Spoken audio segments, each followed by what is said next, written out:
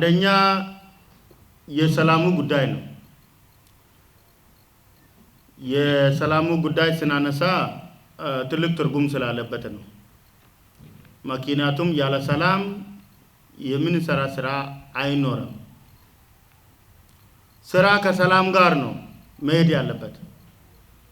ሰላም ከሌለ እነኚህ ሁሉ ትናንትና ዛሬ ያያችሁ ነገሮች አጠቃላይ መስራት አይችልም። ክልሉ እንደ ባለፈው ጊዜ ሰረ ሰላም ኃይል እንቅስቃሴ ባለበት በጣም እኛ አንችልም።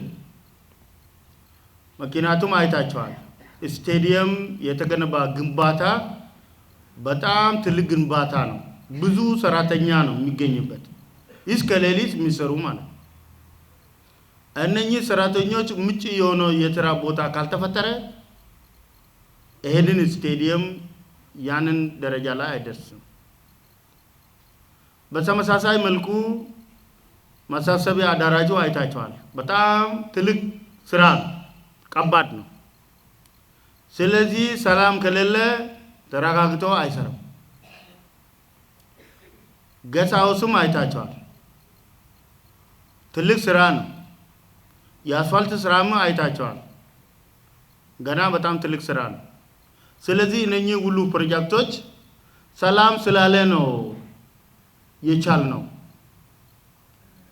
ስለዚህ በትክክል አሁን ሰላም ስላለ እነኚህ ግንባታዎች ያለምንም ችግር ተገንብተዋል።